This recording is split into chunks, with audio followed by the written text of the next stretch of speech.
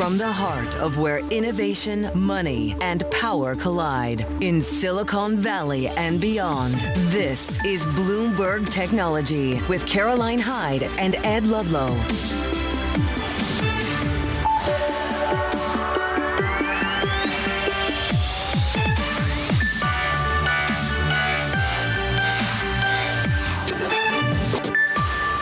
Live from New York, I'm Caroline Hyde. And I'm Jackie Davalos from San Francisco. This is Bloomberg Technology. Coming up, China retaliates with its own tariffs on the United States, including a probe into Google. Plus, Palantir soars to a new record as earnings show untamed growth for its AI software. And Spotify shares also surged to a record after its first annual profit. And we start there with a markets check amid all the record highs in earnings. Let's get to it with the Nasdaq currently making up for yesterday's sell-off, Jackie. We're currently up more than a percentage point at the moment. And in terms of points contributors, it's all about Palantir. Move on and have a look at what the fundamentals of certain businesses are doing to this index. Palantir up 26%, a new record high. This as we see untamed organic growth when it comes to AI. They win on commercial, they win on government. We'll get to it later in the show. Spotify also at a new record, up almost 10% as they add to their growing monthly active users, and also the first profit ever in terms of an annual profit. They're going to continue that. Alphabet up 2.5%. Look, they're coming with their earnings after the bell. All eyes on 13% increase in revenue. We'll get to the earnings in a bit, but this is also an antitrust investigation story from China.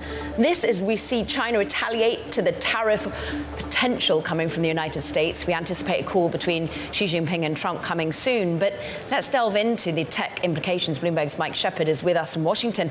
And look, from a search perspective, Google's not there in China, but Android is.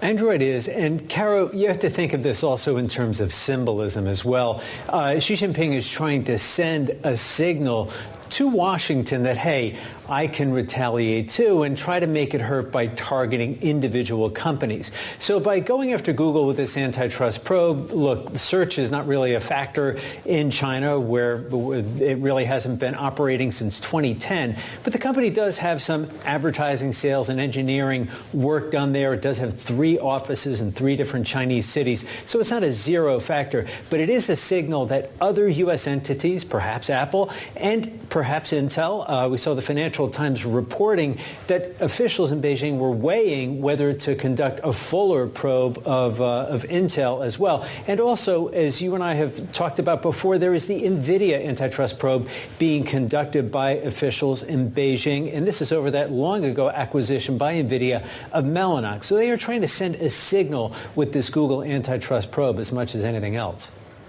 Mike, as you mentioned, there's also an NVIDIA probe. So this isn't the first time that Xi Jinping is using a probe like this to retaliate. In the past, have you seen it be an effective negotiating tool? Well, we're going to find out now whether it works in real time with Donald Trump, because under the Biden administration, it was one equation, but under Donald Trump, it's a very different one. And he may not be looking at this as such a dangerous signal. Even after having met with Jensen Huang last week, it may not be as big a concern. Really, what we're looking for is the broader negotiation that is going to happen in April. This is really just sort of the opening round in the conversation between China and the U.S. on trade. The U.S. president has ordered a review of the Phase 1 trade agreement that he forged at the end of his first term. And we're going to hear more about that in April. So this is just sort of the warm-up act to a bigger conversation. And remember, Donald Trump has talked about imposing tariffs of up to 60%, additional tariffs of up to 60% on Chinese goods. And that would really hurt Beijing, which is focusing on its exports to the rest of the world as a way of reviving its domestic economy. Bloomberg's Mike Shepard, thank you. And as Alphabet faces a Chinese probe, the company is set to report results today after the closing bell. For what we can expect, Bloomberg's Ryan Vestelica joins us now. Ryan, when it comes to Google, there's cloud, search, and artificial intelligence as of late. What's top of mind for investors going into this report? Good afternoon. I would say that probably the cloud business is probably what people are most curious about right now. We did get Microsoft results last week. They were sort of a mixed bag. They were growing a little bit slower than expected, but that's partially due to some supply constraints. So, cloud has become increasingly important to Alphabet, and I think people are curious to see what growth looks like there. We also got Meta results last week, which painted a pretty good picture of the market for online advertising. So it seems kind of safe to assume that Google search will be at least pretty strong as well. Any response to DeepSeek mentioned, do you think, Ryan? I'm sure they'll address it. It's a sort of an interesting position with respect to DeepSeek. If they do find a way to make their own AI model more efficient, more cost-effective, that's probably going to be great for the stock. It's probably going to be something that's cheered on Wall Street. But it seems like so far, while it did see a little bit of volatility last week when the big sell-off happened and impacted everyone in tech, it's really come back strongly since then. It's trading at a record right now. It's been able to brush off a lot of issues that you think would take down a stock like this. Not only the regulatory and antitrust stuff out of China, but also here in the United States. I like that you note that shares are at a record high. Ryan Blestelica, we thank you. You got AMD after the bell as well. There's a lot to get to. And for more market perspective, let's bring in Fiona Sinkotish, a senior analyst at Citi Index Financial Markets.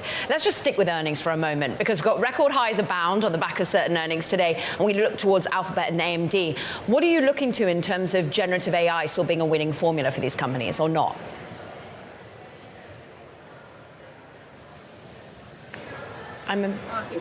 Continue to weigh I think we have a technical issue there. We're just going to bring her volumes up a little bit more for you.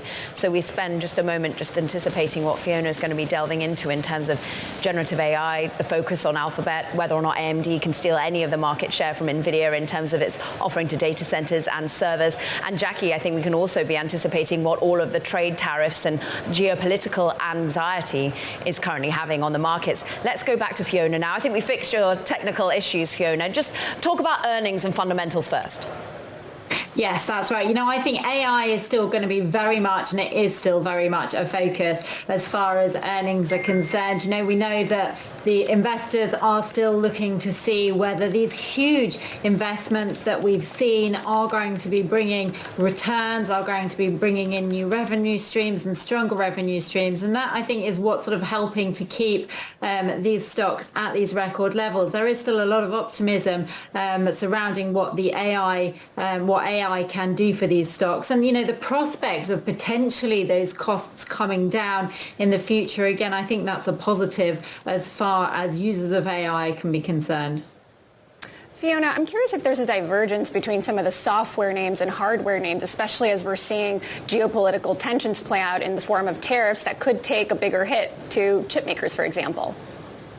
Yes, it's a really good point, and we have been noticing that, and I think that's something that's going to be very much forefront as we get through these earnings as well, is, what is the outlook as far as some of those chip stocks are concerned? What is the prospect of, exports and tariffs being placed on them, export limitations, which could make the outlook for those chip stocks a little bit more complicated, whereas the sort of more software firms, I think they have the potential to have a little bit more freedom as far as their outlook is concerned, and potentially could benefit from the outlook, even as we see trade tariffs discussions in the market.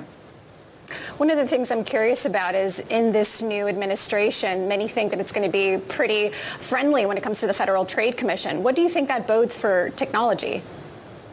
Yeah, if we do have a sense that there's sort of reduced regulation, we know that that could be really beneficial for technology. And I think it's a really interesting idea, especially when we're considering, what regulation there might have been with regards to big tech, what regulation there could be with regards to this idea of AI as well. I think that's still very much an open subject of where regulation may have been. But the fact that we could be looking at a future, at least for the next few years, of decreased regulation is definitely a positive for many stocks in the tech area, but also could be outside of the tech area as well.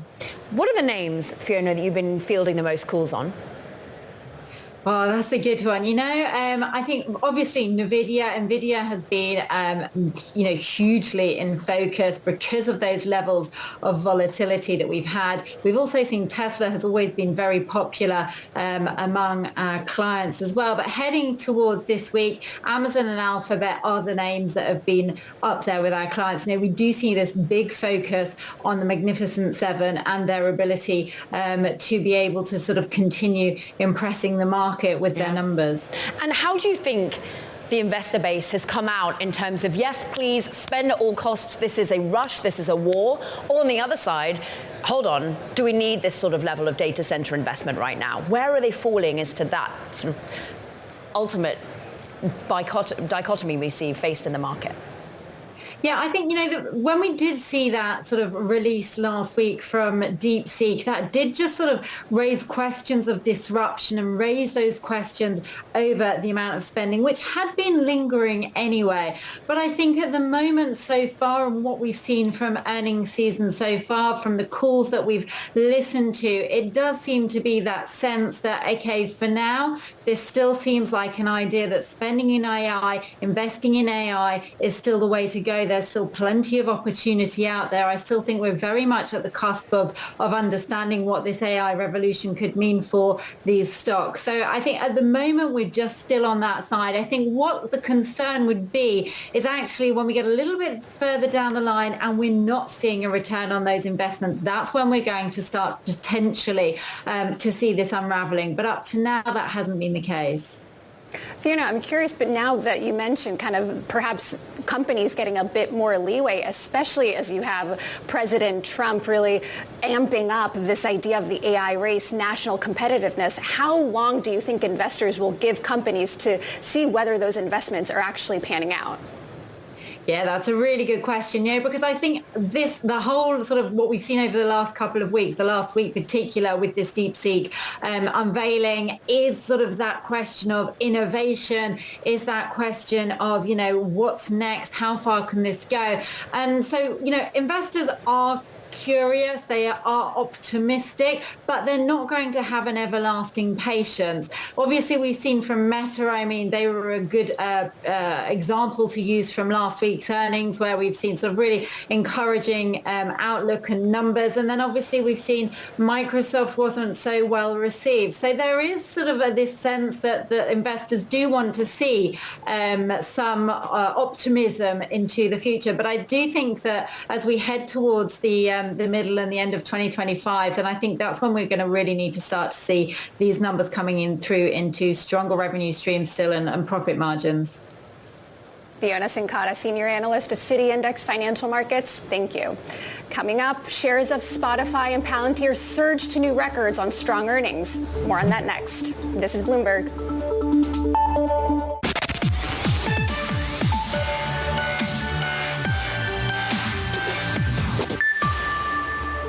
Shares of Spotify jumping to a new record as the music streaming company posted another quarter better than expected subscriber growth and its first ever annual profit. For more, Bloomberg's Ashley Carman joins us now, and more than $1 billion delivered in terms of euros. They're managing to control costs and grow. Yes, last year was really a story of, unfortunately, lots of layoffs at Spotify. They really cut back on their podcast spending. And then this year, so I guess actually 2024, that was 2023. 2024 was the year of new products, really doubling down on these video creators. They say now they're going to be focusing more on the music business. So they've definitely turned a corner. Ashley, I'm a huge fan of audiobooks, and historically this has kind of been a drag on margins for Spotify. What did the company say about its growth prospects in this particular segment? So really, podcasts were what investors were really worried about when it came to their margins. So they introduced audiobooks back in 2023.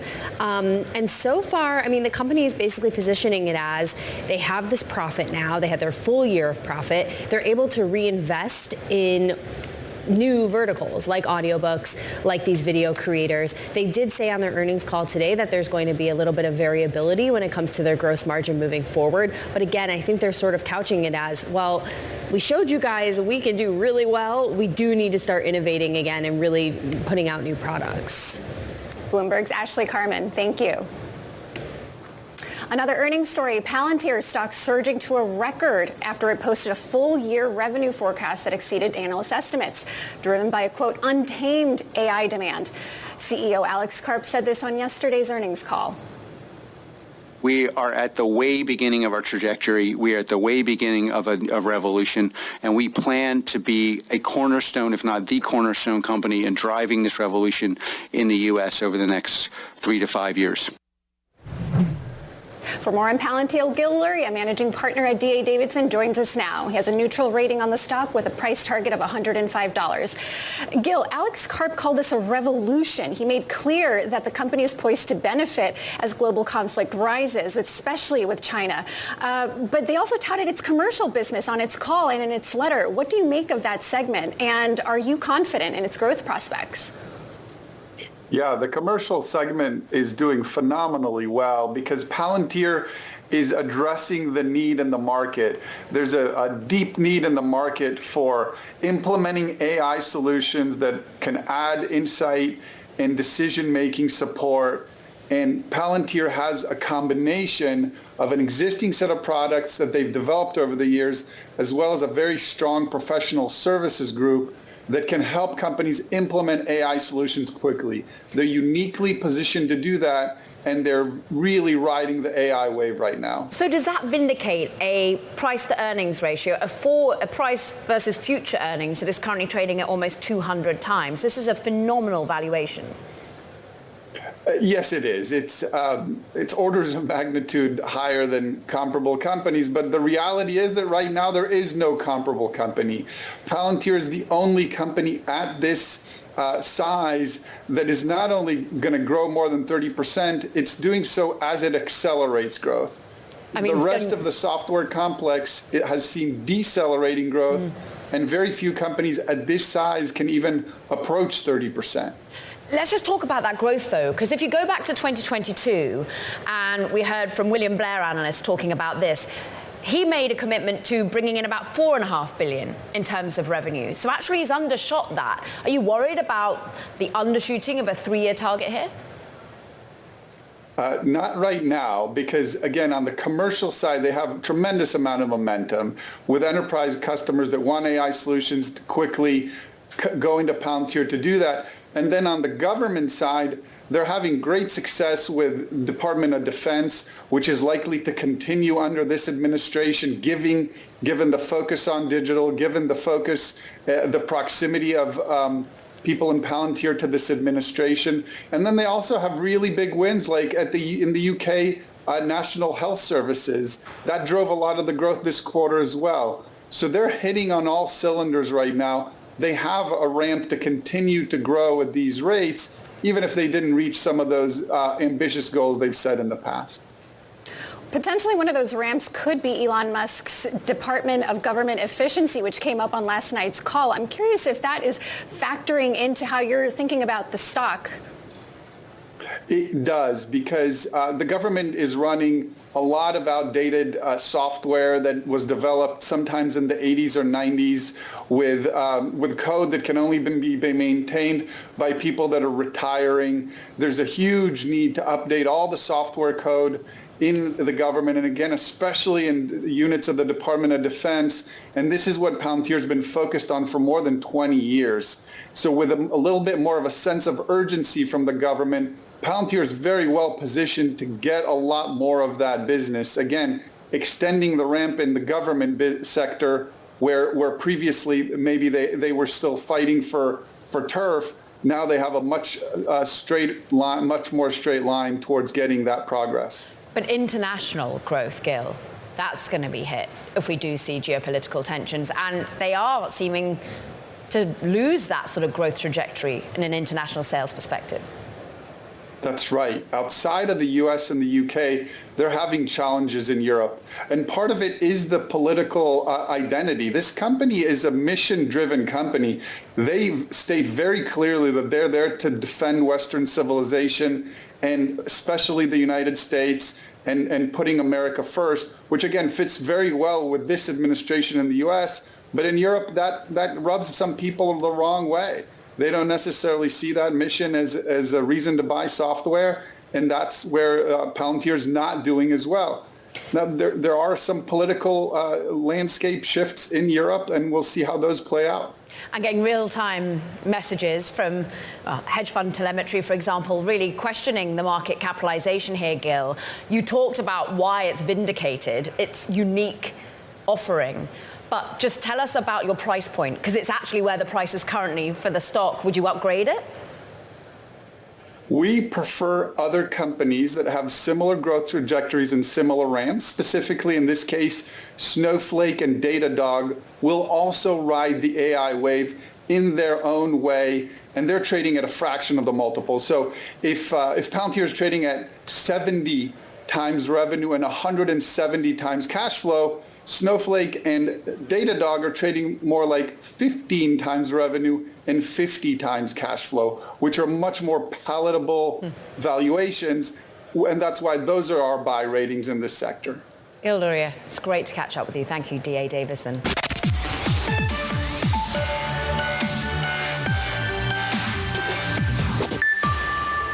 Time now for Talking Tech. First up, Salesforce cutting jobs at its latest fiscal year gets underway, according to a source who says, in fact, more than 1,000 roles will be affected. This comes even as the company is simultaneously hiring workers to sell new AI products.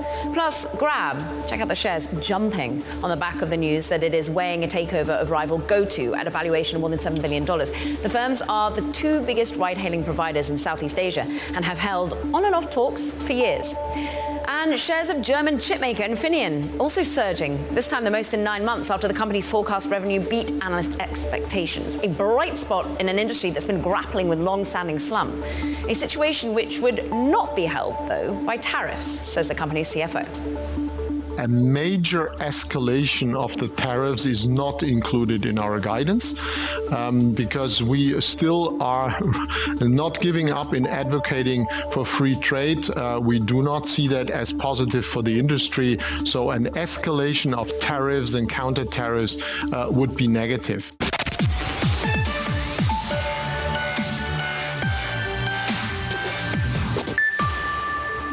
Welcome back to Bloomberg Technology. I'm Caroline Hyde in New York. And I'm Jackie Davalos in San Francisco. Quick check on these markets, Jackie, because we're making up for yesterday's sell-off. We're up more than 1.3% on the NASDAQ. Big points contribution coming from the likes of NVIDIA, from Alphabet that has numbers after the bell, but also from Palantir that had its numbers after the bell yesterday. Boy, we are riding high. We're a new record high. Let's move it on to Palantir that currently jumps 26%. The valuation is absolutely extraordinary on this software stock, as we're hearing from key D.A. Davison analysts saying, look, ultimately this is a unique story in software, and they continue to outperform. We've got government contracts, we've got commercial contracts. It's all about the US in this age of geopolitical risk. But Jackie, we're looking at plenty more. Elon Musk's government takeover has been swift and chaotic. Bloomberg's Kurt Wagner writes in today's tech newsletter that just in 2 short weeks, Musk has become a bit of a human wrecking ball in Washington. He joins us now for more. Kurt, you write that this isn't a movie that we haven't seen before. Could you walk us through perhaps the differences between how Elon Musk is running DOGE right now versus his previous takeover of Twitter? Yeah, well, the number of similarities is going to be a lot longer, I think, than the number of differences. I think anybody familiar with that Twitter takeover is seeing a very familiar playbook play out right here, right? It's, showing up, cutting off access for people, offering buyouts with literally the same language in the email that he's giving people, kind of bullying his way into these systems, right? And anybody who tries to get in his way is, suddenly showing up on leave. And in Twitter's case, it was being fired. And so I think the biggest difference here, and what I wanted to really hammer home in this morning's tech newsletter, is that, with Twitter, he was doing this with a privately held company that he bought with private money, right? This is the U.S. government. This is the ramifications of what he's doing to cut the government is going to affect all of us as citizens here. And it doesn't necessarily strike me as, while the tactics are the same, the, stakes are much higher here, I think. They are, but some people like it, Kurt. Look, Palantir, the CTO, was on the call saying that Palantir's real competition is a lack of accountability. And in fact, they think DOGE is going to bring meritocracy. It's going to bring transparency to government. So even though it is this sort of wrecking ball, could it have positive impacts for companies here? Yeah, so I think in much the same way, he succeeded in cutting costs at Twitter. I have no doubt that he will cut costs at the U.S. government and find things that, quite frankly, all of us would be scratching our heads saying, wait, we were paying for what? We were spending X number of millions on what, right? I have no doubt that those things exist and that they will hopefully be uncovered.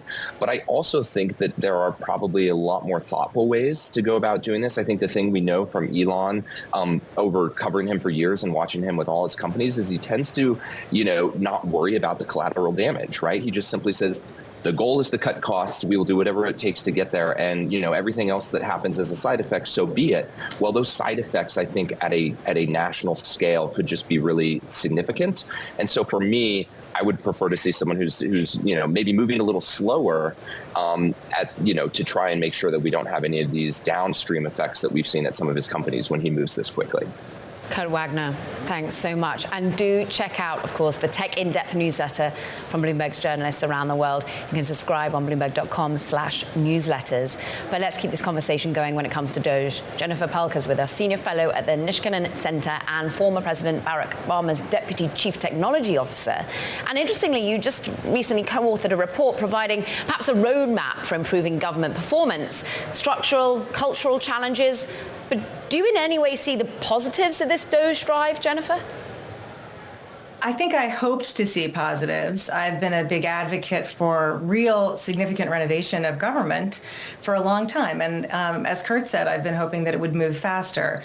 I think, unfortunately, what we're seeing is moving far too fast and not with the right intent.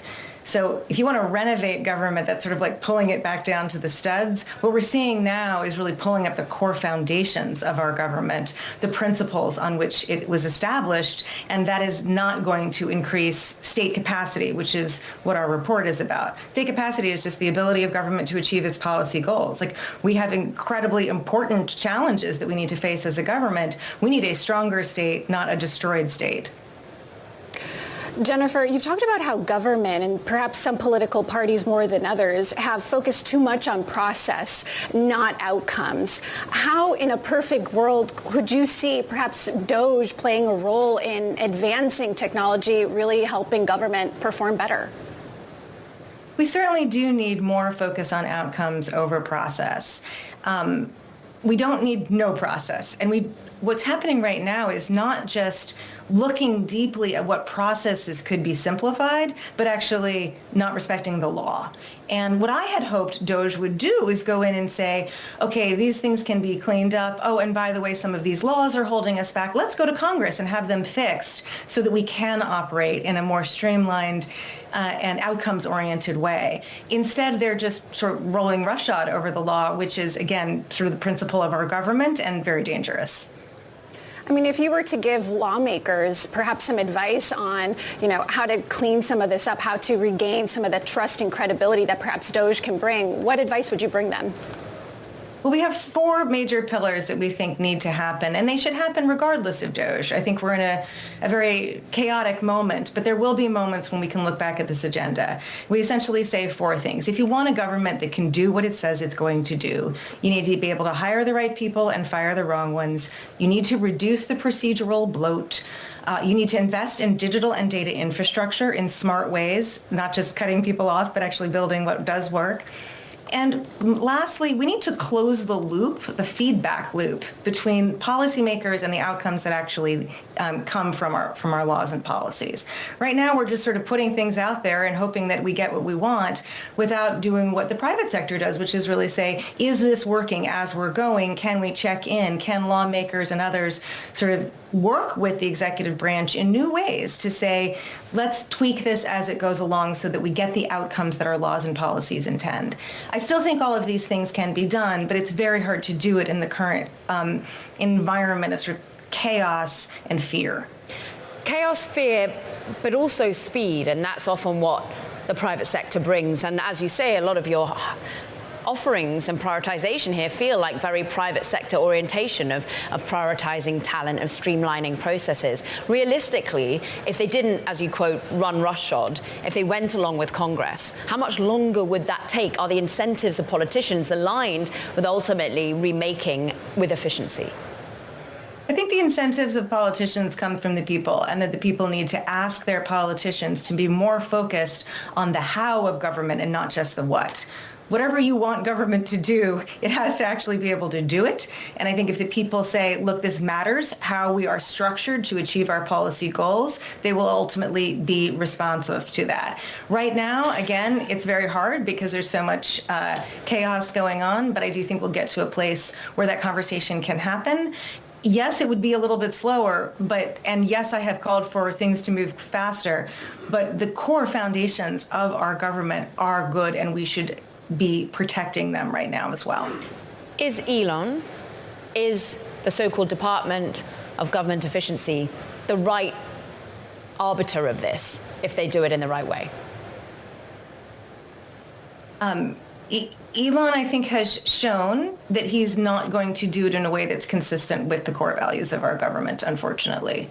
We still need it done, but we need it done probably first at the state and local level so that we can show how to do it right, and then bring it back to the federal government and do it the way that it needs to be done for the American people. Jennifer Palka, Senior Fellow at the Niskanen Center, we thank you. Now coming up, Edith Young from Race Capital joins us next on the state of crypto under the Trump administration. This is Bloomberg.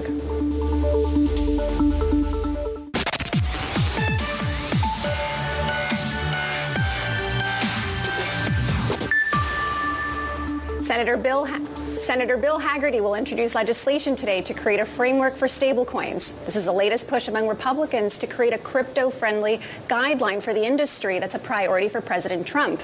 Let's bring in Edith Young for today's VC Spotlight, general partner at Race Capital, an early-stage Silicon Valley VC fund investing in all things infrastructure. Edith, why don't you walk us through what this new administration means for the crypto landscape and how you're thinking about potential opportunities going forward? Yeah, so one of my predictions for 2025 is for President Trump to create the Bitcoin reserve. And this is only his third week in office, and I don't have all the tea leaves yet. But I did spend some time digging into how the U.S. government hold our other reserved asset today. Let's take gold as an example. It's actually managed by the Treasury Department, and U.S. actually hold over 8,100 tons of gold reserve today, and it's managed by the Treasury Department. And what's really interesting is that particular is being oversight by the Inspector General of Treasury Department, and this role is currently vacant. No one is in this role today. And what's also really interesting is that that role is supposed to do custody, security, audit, and set all the policy around gold. So for us as U.S. to think about, should we have a Bitcoin reserve, the key thing, I think, for the administration, and of course David Sachs, our crypto czar, to think about is, why do we want a reserve? And historically, it's really to hedge against the inflation. At the same time, and of course, U.S. already have over 200,000 of Bitcoin in custody today. But the key thing is the government do need to diversify, but Bitcoin is fluctuate quite a bit. Is this something that we really want to do? And I guess this afternoon we'll find out more. You, of course, are well known for your backing of Solana, and so perhaps I dare say, slight talking of book to say there should be digital asset reserve rather than perhaps just a Bitcoin reserve, plain and simple. But I'm interested as to what the stablecoin adoption, or indeed clarity, can bring to actual us using crypto more easily with real tangible benefits that isn't just about asset purchases. Yeah, absolutely. I'm actually very, very bullish on stablecoin in general. I think in 2024, over 200 billion of stable market cap, which is over 50% increase year over year. And particularly what I'm really interested in is the whole concept of open PayFi infrastructure. And I think is really, really aligned with President Trump, the administration, with the executive order, which is all about strengthening American leadership in digital finance. So think about it, the more the U.S.-dominated stablecoin being adopted means we need to kind of think about really is the traditional PayFi means credit card, remittances, cross-border payment, and all these old infrastructure is slow, is expensive, and Visa was actually established in 1958, 66 years ago. It's a long time, and these rails very old. So having like stable coin, particularly U.S. dominated, I think will drive more use case for U.S. dollar, and it will really, really align with and think through the whole infrastructure is not only about transaction layer, which is Solana, the finance layer, which is human finance, and more so is also compliance, KYC, security. So there are a lot of opportunities for venture to invest and pay attention to. You mentioned President Trump's executive order. His rhetoric has also brought some volatility to the sector. I mean, just this weekend, we saw huge liquidations, this risk-off trade in crypto. I'm curious if you find that U.S. dependency on how the headlines here at home are really driving those movements. Is crypto a little too U.S. dependent at the moment? Well, I think crypto, in some sense, is the other way around. The United States need crypto innovation. Before President Trump, the Biden administration really have been using lawsuits to manage the whole policy. This is really not the way to go. I think the Trump presidencies, in particular with the new crypto czar, really set the stage as now America wants to be the leaders, the forefront of this, and I think in general it set a really positive tone.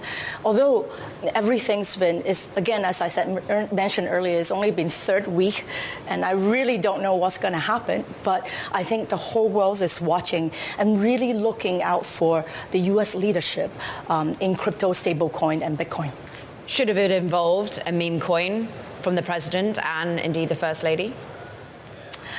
I think President Trump have a lot of fun with the Trump and the Melania meme coin before his inaugurations, and I watched many of the crypto exchange leadership, including Brian Armstrong, and what they say about the meme coin, and all of them basically say a lot of things that happened early in the internet all looked like fun and don't really know what it is. And I think the key thing as an investor, particularly as a consumer investor, to pay attention to, is really about, we need to be careful about speculations. The key thing is really about protecting the normal retail investor.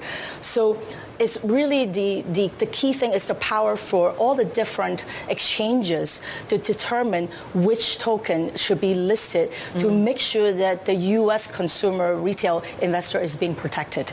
Edith Young from Race Capital, thanks for joining us today.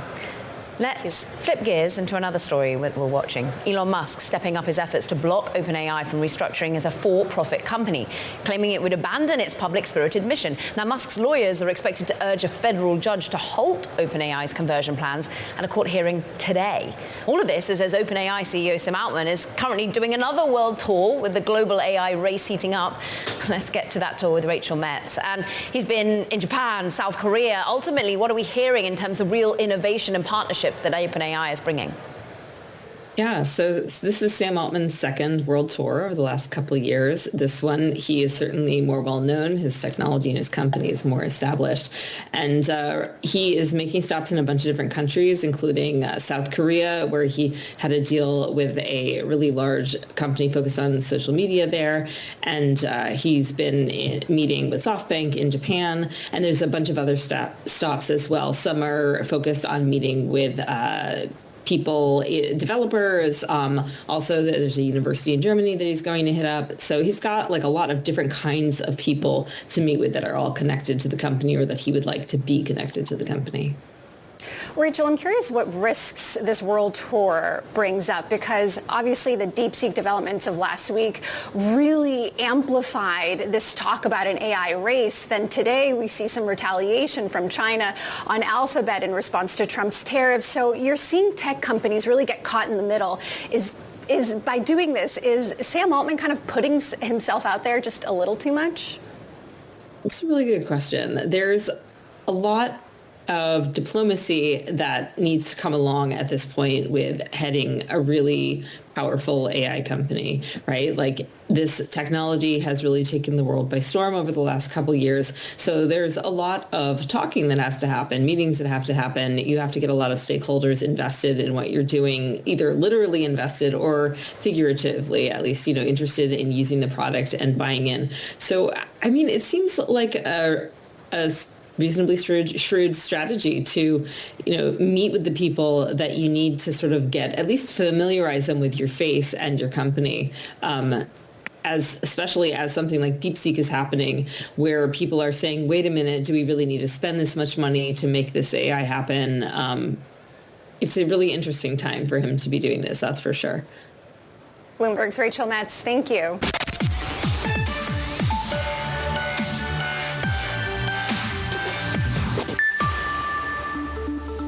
Tesla sales have fallen in key markets. The electric vehicle maker registered fewer cars in California throughout 2024. Sales of Model 3 fell by 36%.